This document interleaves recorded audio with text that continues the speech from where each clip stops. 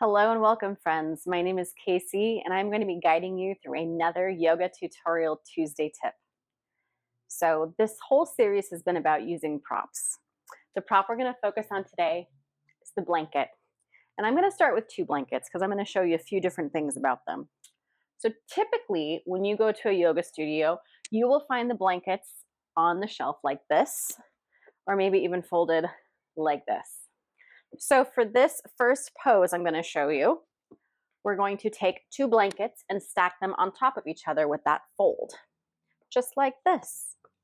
So in case you don't have a bolster, two blankets would work in the same way. So that same idea of evening out the pelvis, making sure no milk is falling out the front or the back or side to side. So you're just going to sit in Sukhasana, easy pose, sitting up nice and tall. The pelvis is nice and neutral and the spine is able to grow nice and tall. So this would be the first shape, taking blankets. So two blankets, Sukhasana, makes it very easy to sit and be there for a period of time. Now, another way to take Sukhasana, let's just pretend you had two blankets that you were sitting on and you wanted a little ankle support. Maybe the knees don't reach the floor so much and there's a little bit of discomfort. So you would open up that first blanket and then start to roll it very tightly. So it would be a skinny, long blanket roll, just like that.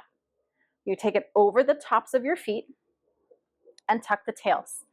And so this just allows your hip flexors to not have to do so much work. So they're getting some support. So again, making Sukhasana a little bit easier to sit in, a little more sustainable, so you can be here a little bit longer. And remember, whatever way you cross your shins, make sure at some point you switch the crossing of your shins as well, so you've had equal amount of time. All right, the next shape. One of my most absolute favorite shapes is Malasana, Yogi Squat. Now, this requires a lot of flexibility in the ankles and in the knees. Now, if for some reason you just don't have it, you're going to take that blanket, just one, fold it just like how we had it, fold that in half. You'll stand right in front of it, letting the heels come on to the blanket. Take the feet a little bit wider than your hips, turn the toes out, and then just allows you to sit back into that Malasana with your heels supported. The worst thing to do is to come into Malasana without the support, and then your heels are lifted, and you're doing a lot of work, and you're not really able to relax into the shape. So when you take that blanket underneath the heels, you're using that support, and you can really press into the feet to lift the chest, dropping that tailbone down. All right, so two seated poses, one on your feet. The next one, this is going to come in very, very handy, especially for those of us that have had like any kind of knee replacement, or we just have like tender knees. Maybe we just don't have a lot of padding. Maybe our yoga mat is very thin. This is where you would take a blanket underneath the knees for support. Now, this will work in any all fours pose. So whether maybe you're just like standing on your knees for camel, something like this, use that blanket. Or if you're coming into cats and cows, use that support under your knees. Very good.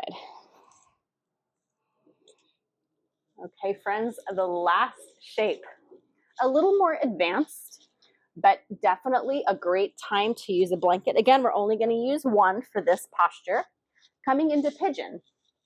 So I'm going to take my blanket where I think I'm going to land. Now, basically what I'm doing is I'm lifting the floor up to my body because my pelvis, my hips won't get down to the floor. So this is just acting as a support so I can just kind of let go and relax into this shape. So again, coming to all fours, I'm going to bring that right knee towards the right wrist and then set the hips down over that blanket. Adjust as you need. Extend that back leg. So again, a little bit more of an advanced shape, a really big hip opener here, but that blanket gives me all that support I need to be able to stay in the posture a little bit longer without struggling. And then remember, whatever you do to one side, Make sure you do to the other side as well. Good.